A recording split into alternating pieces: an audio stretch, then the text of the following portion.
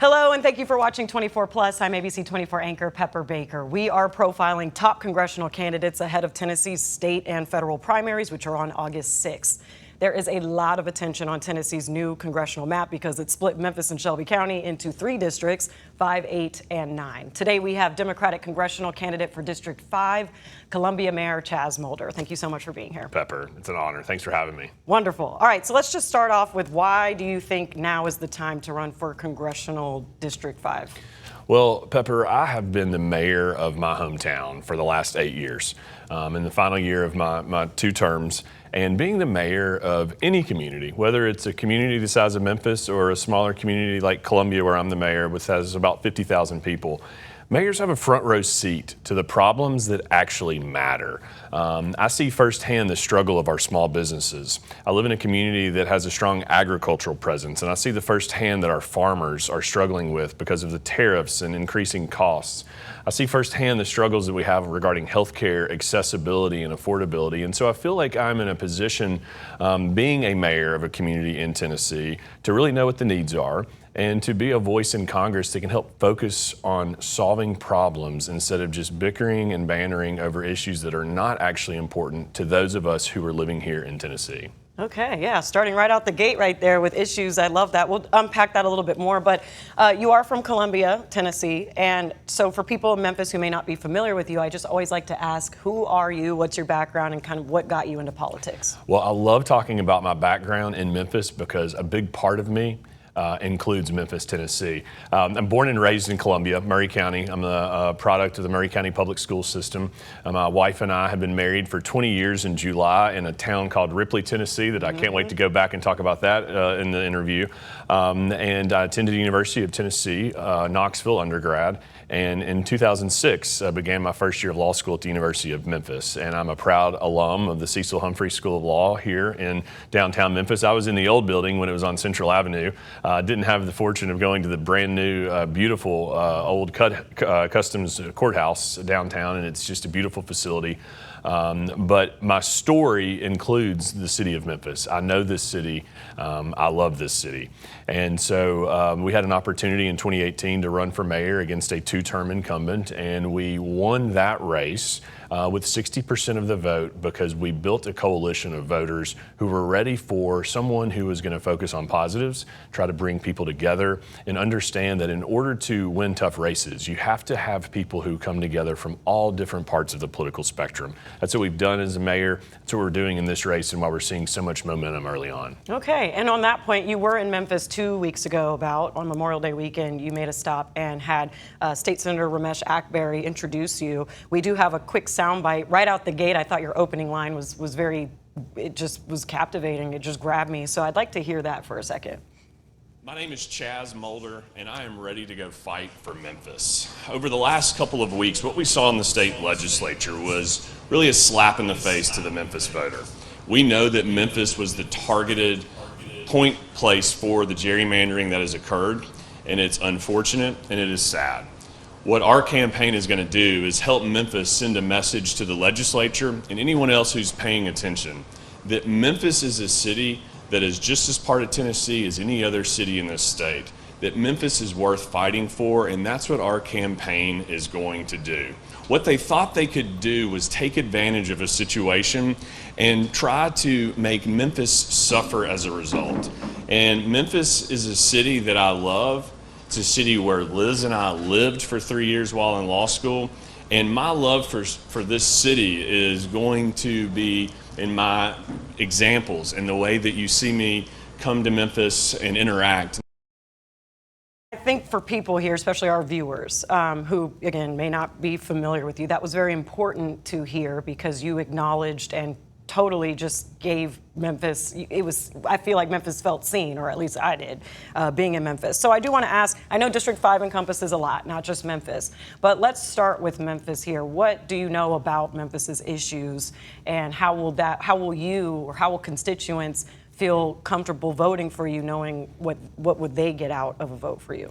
Well, as I mentioned on our tour through Memphis, this is actually the third time we've been to Memphis in 3 weeks, and the legislature only gerrymandered about 3.5 weeks ago. And I say that because I think our actions are going to be louder than our words. We are going to be very present in the city of Memphis. The city of Memphis was the target, the voter was the target of this late in the game gerrymandering. The legislature changed the rules after the rules had already been set. The very things that I try to teach my 3 children not to do, our state elected officials did just that. And so we want Memphis to know that it has an opportunity to have the final say by voting for someone who will be a representative for all of Memphis and a champion for this city that is a great city. To your point about my love for Memphis, I know this city. I lived in this city. My wife is from an hour north of this city, and so we come to this community a lot. If you love a community, in turn, it generally will love you back. I've been the mayor of my hometown for 8 years now, as you know, Pepper, and I love my community. I love being the mayor. And in turn, that community has provided me opportunities beyond my wildest imaginations, including being able to run for United States Congress in the city of Memphis, Tennessee. And so I come to Memphis, and guess what? I happen to love Memphis. It's not going to just be in my words. I can tell you that I love this city, and you could believe it, or I could show you that I love this city through my actions and deeds. And that's what we are going to do. And in turn, I think the city of Memphis will know that it's going to have a fighter for them, a champion for their causes, someone who's going to be aware of their issues, who's going to have an office in their community. And when we do that, then they are going to send me to Washington, D.C. There are a number of issues that Memphis faces, Pepper, but you know, really and truly, the legislature may draw the maps and redraw the maps. The issues that we face as Tennesseans are all the same. Tennesseans in Memphis and in Nashville and in Knoxville are paying too much for gas, and that's an issue that we can all agree on. Gas is too expensive. Andy Ogles, the current congressman, has done nothing to try to curb increased gas costs. He's busy on Twitter calling people out that he doesn't agree with, that don't talk like him or look like him. That's not the kind of congressman we want. We want a congressman who's going to focus on issues that we can figure out ways to come together for the greater good, and Memphis is ground zero for that. Okay, we'll get into where I feel, or I'm going to ask you how you stand against your competitors in a second, but let's get into specifics about your time as mayor of Columbia and how that will translate into a Congress seat. Yeah, well, first and foremost, during my 2 terms, we have passed balanced budgets without any property tax increases. That's something that I think Washington, D.C. and the Congress and folks like Andy Ogles could probably learn a little bit from. Also, as a mayor, you know, mayors don't look at things through such partisan prisms. Potholes don't have partisan labels. When someone calls City Hall for an issue that they want assistance on or need assistance on, I don't first size them up from a political perspective. I size them up for they are a member of my community that needs help, that I want to provide that help. And I think that's the kind of mindset that I would bring to this office. I want to be a congressman for all of the 5th Congressional District, no matter what lines on a map that the legislature may draw. And that district now happens to include Memphis, which is a big part of this district. And so I'm going to go do those things to help advance the causes that are important to this city. And you mentioned, and one of the things on your website says how successful you are in bipartisan support. So how, you know, what is the strategy behind that? How do you gain success across the lines? I think because we focus on issues that matter, because we try to be an adult in the room on important conversations. It is true that in my prior elections in Columbia, when we won those elections with 60% of the vote, that we had a broad coalition of Republicans, Democrats, and independents. Folks want to support a candidate that they feel like will be a serious person at a serious time, and now is as serious a time as we've had in this country in my lifetime. And I'm 42 years old. And I've been in the mayor's seat now for 8 years, so I have experience that positions me for this moment. I know what our community needs are, and I know that we can't solve problems if we're just constantly bickering and not remembering that phrase that Howard Baker, a former senator for Tennessee, used to say, that the other side may be right. So maybe listen to them. We don't have that in Washington anymore. Tennessee is known for sending statesmen to Washington, D.C. Now we're sending people who are spending more time behind their Twitter handle than they are providing constituent services as they should be.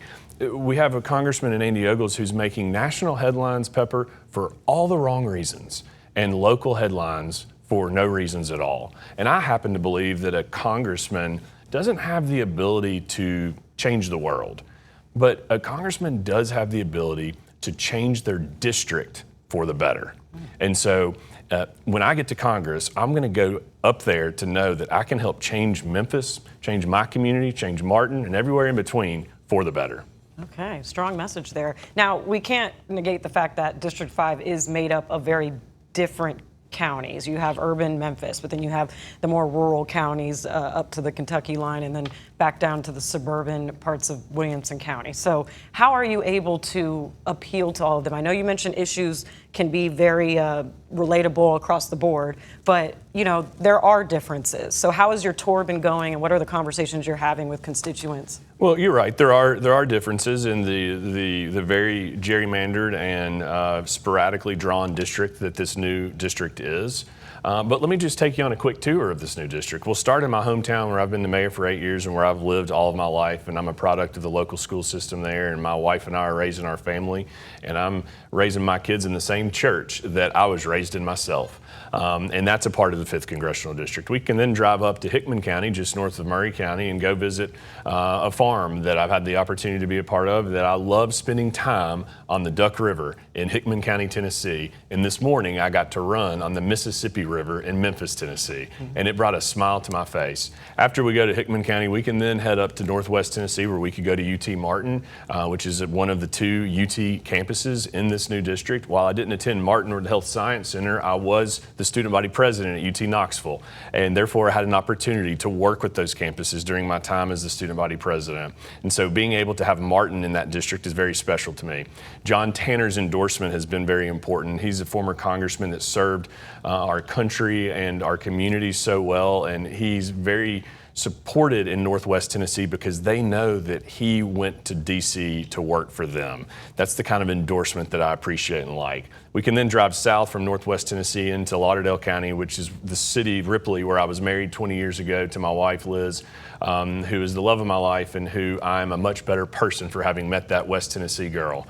Then we can drive down to Memphis, a city that I lived in for 3 years and that I know very well. I've attended more Memphis Grizzlies games than any other athletic event probably ever. I was in San Antonio the night that the Tigers fell to the Kansas Jayhawks in a championship game that I still get mad about when I think about it today. So I say those examples so that you know this district was drawn for a guy like me, because I know Memphis, I've lived here.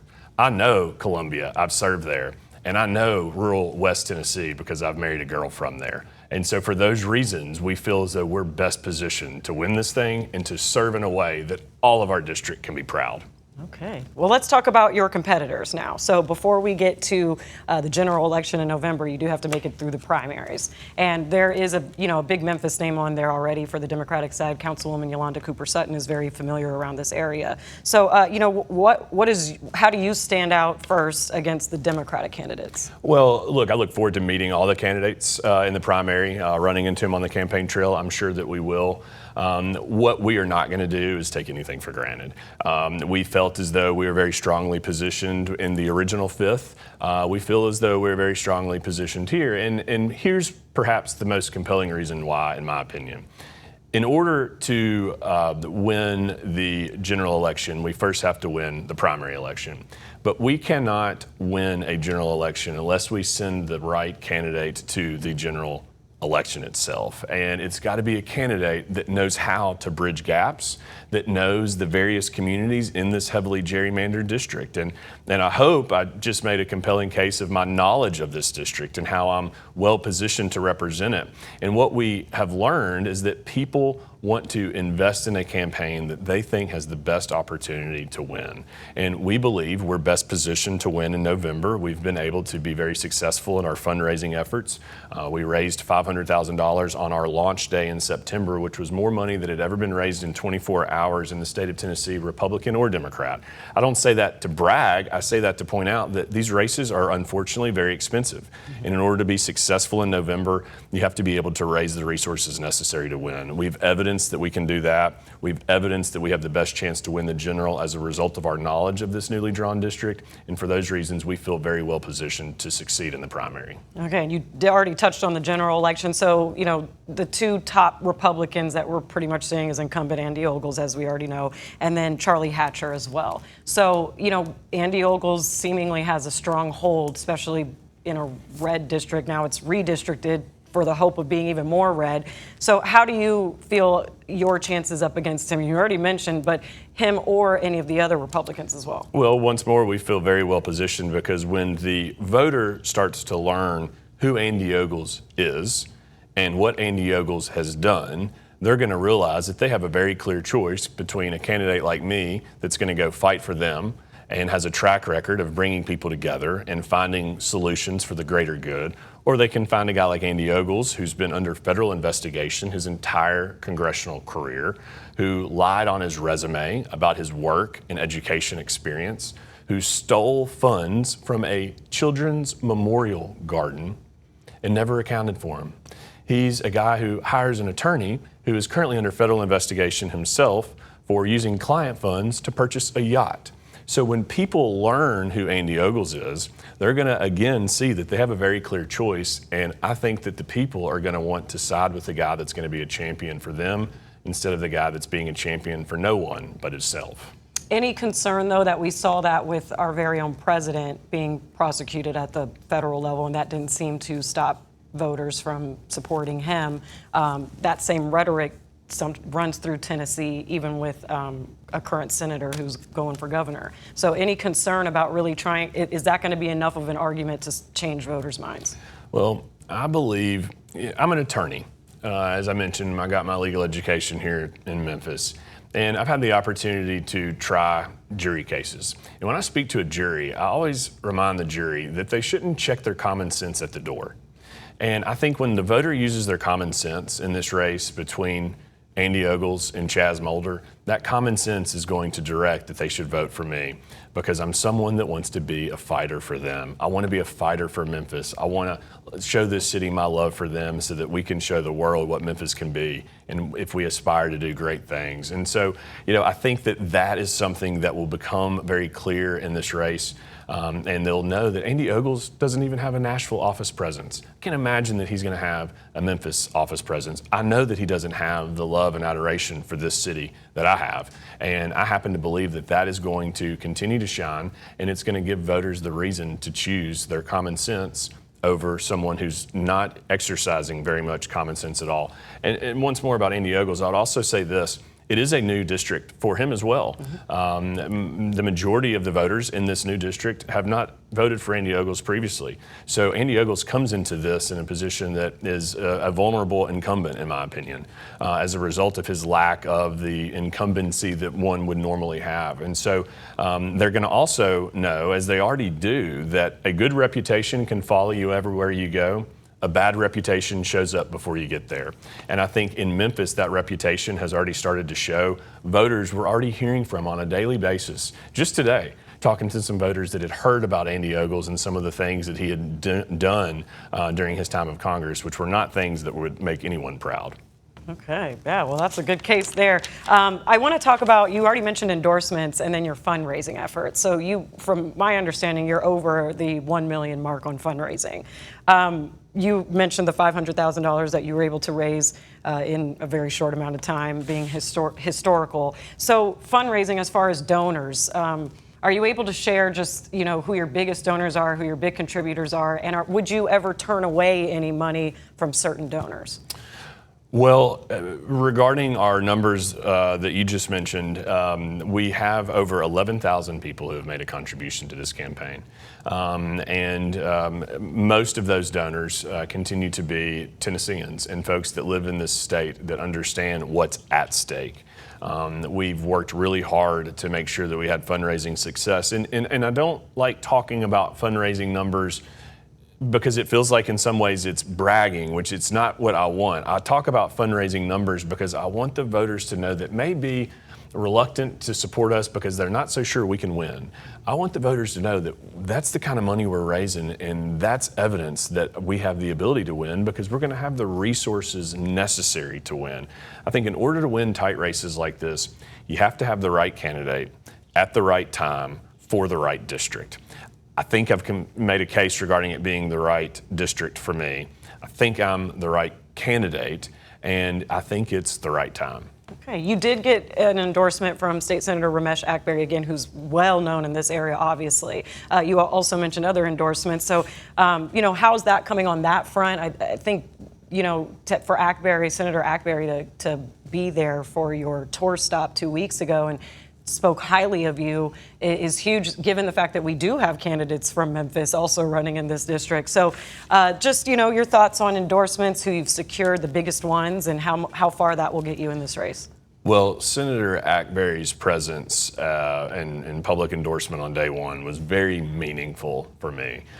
Senator Akbari fought as hard as could be fought on fighting against this gerrymandering that has occurred for the city of Memphis, and every Memphian should be proud of her efforts. Her floor speech that she gave on the day prior to the vote was one that I have saved on my desktop computer because it was so good and compelling, and it was so from the heart, so authentic. And so I was proud that she was there with me on day one. I was proud to secure Congressman Cohen's endorsement. I've been proud to secure Congressman Tanner's endorsement and Congressman Jim Cooper's endorsement from Nashville. And again, I don't say that because of any reason other than I want to be congressman like Steve Cohen has been in terms of fighting for Memphis. Because no matter where you may fall on, do you agree with Steve on every issue or not, Congressman Cohen loves this city. Mm-hmm. He has been a champion for this city during his time, both in the state Senate and in the United States Congress. And you think about what he has done just yesterday in Tipton County, at the Boys and Girls Club there, and hearing about some of the things that he's done in Tipton County,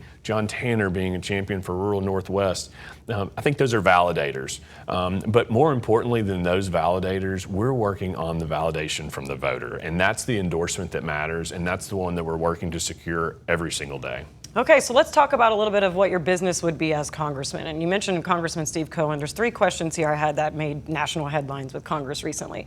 The one of them, and Congressman Cohen's been a huge, effective voice on, is impeachment of Donald Trump. So that was one of his focal points if he were to have continued on to re-election and stay in the old District 9. But where would you stand on impeachment efforts moving forward if you were to be in District 5? I think one of the reasons that so many people have lost trust in the just congressional approach is that we aren't focused enough on the issues that actually matter to the people on a daily basis. And as a freshman congressman, I'm going to know that the only opportunity I'm going to have to come back to serve again 2 years later is if I go and do a great job for my constituency. And so I think my primary focus when I get to Washington is going to be on what are we doing to reduce gas prices? Why are we not checking and balancing on tariffs or on the war in the Middle East instead of just being a rubber stamp for everything? Congress is supposed to provide that check and balance. They are the representative of the people. Andy Ogles is simply not doing that. And I think there's an expectation for me when I get there to focus on the issues that matter, because that's what I'm promising the voter I'm going to do, and that's where my primary objective is going to remain. Okay, so then everyday people were affected by the government shutdown, which a lot of Republicans were pointing fingers at Democrats not being able to reach a deal. How do you think that the bill, the approval of the budget was handled, and how would you be a voice in Congress to smooth that out? Well, I think you made a great point. Everybody was pointing fingers at one another. We need adults in the room for important conversations. And when we have people like Andy Ogles that are sitting in the room for important conversations about funding our government, our country is losing. Because Andy Ogles isn't worried about the betterment of the country. He's more worried about the betterment for himself or the betterment of a political party or a political person.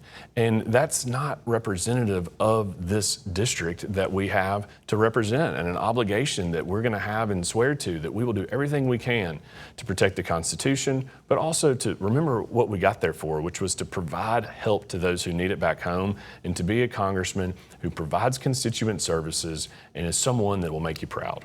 And what would you say that the length of the government shutdown was just unacceptable? I mean, I think anytime the government is shut down, it's unacceptable. You have one job, and that's to have a government that is open and functioning for the good of the people. And if you can't even do that job, then it's time to get out of the way and send someone that is willing to do the job, and I'm ready for the task. Okay. You mentioned the war in Iran, and that effectively goes directly to gas prices. How do you feel Congress and the President's administration, the relationship between there seems to really be a little there's turmoil. How do you think Congress has handled their part in war decisions, and the way Trump's administration has, whether or not, would you say, respected how Congress's process is in that? I think the people of this district would expect their congressmen to require the president to provide answers, and would expect their congressmen to make decisions and take votes based upon information that they have received and that they are also communicating to their constituents. Right now, we haven't heard from anything from Andy Ogles about the war in the Middle East, other than he's a rubber stamp for anything that's coming out of the administration. And that's not to say that you can't support the administration. In my opinion, a good congressman is going to support a presidential administration, regardless of the political party, when that congressman thinks that they're making the right decisions, but is also going to be willing to call out the administration when they believe the congressman is not making the right decisions. But at a minimum, Pepper, the congressman needs to require the administration to provide some answers, and the Congress is the one that's positioned to authorize war powers. And the Congress right now seems to be more focused on either pointing fingers or providing a rubber stamp, and that's not what we deserve. We deserve an informed Congress that's making votes and ensuring what the president is doing is subject to approval by the people who are sending the congressman to Washington. Okay. We have some lasting questions here. We'll wrap it up soon. What, in your first, let's say, 100 days as congressman of District 5, what would be your top priorities or immediate priorities? Well, I think there are some substantive priorities for sure that I would like to take. To me, having the opportunity to ensure that kids don't go hungry is an important opportunity that I would like to seize that challenge. As you know, the Tennessee governor rejected federal funds that would have been allocated to feeding hungry children, and I think that's a problem. We should not live in a country where anyone thinks it's okay for children to go hungry, and we certainly should not be turning away hundreds of millions of dollars that could have fed empty stomachs over the summer. So one thing is to make sure that those funds that we're sending back to the states are being received by the states, because when we don't accept those federal funds, guess what? Other states are. And so we're choosing political gamesmanship over feeding children. And that could be an easy first priority that I would like to take advantage of. And the other thing too, Pepper, is that I just want to lead by example. I want my kids to be proud of what they see in their congressman. And when I say my kids, I mean really all kids. I want to go up there and be a congressman that young people are excited to come visit because they've seen him and they've seen him in the district and they wanted to come to Washington and say hello. Those are the opportunities to inspire others. When I was the student body president of Columbia Central High School way back in 2000, I picked up the phone and I called the mayor of Columbia, who was the first female mayor at the time, and I asked her if she could put up a new road sign in front of the high school because the other one had just recently fallen down. Within 2 days, it was put up. That was my inspiration. And little did I know, little did she know, that she was talking to a future mayor, and that 30 years later I would be serving in the same office that she was serving in.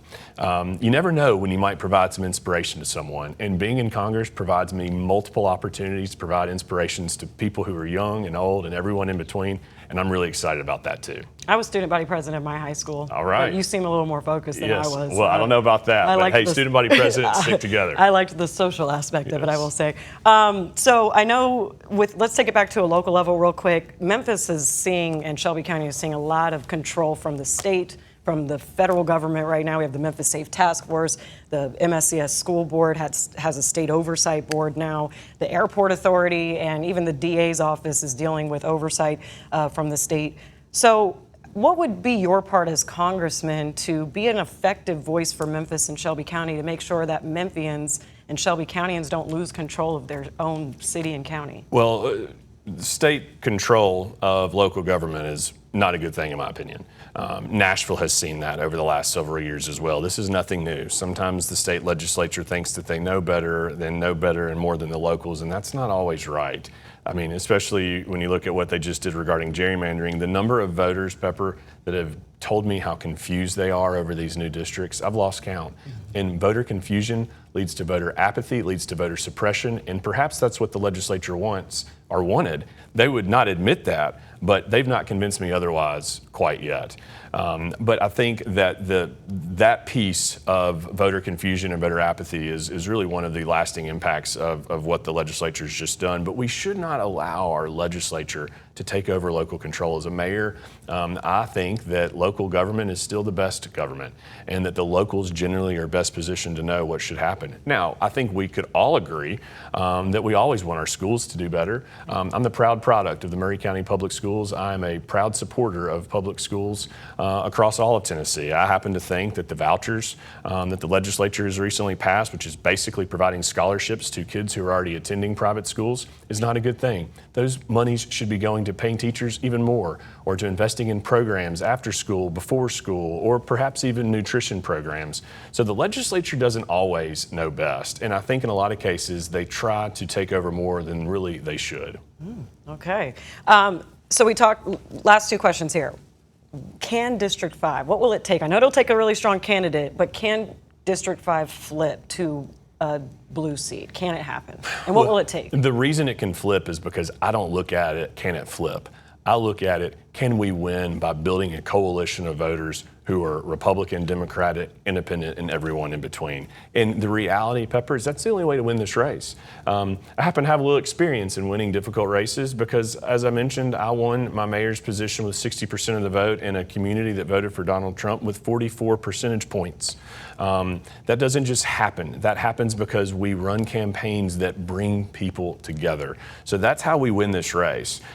We bring people together. We let the city of Memphis know what's at stake to the extent that they don't already know. I happen to have a lot of faith in the Memphis voter. I think right now the Memphis voter is sitting at home thinking about how angry they are about what the legislature's done, that now they don't know who their congressman is. A lot of Memphis voters will walk in thinking that they're in the 9th and going in and realizing they're in the 5th.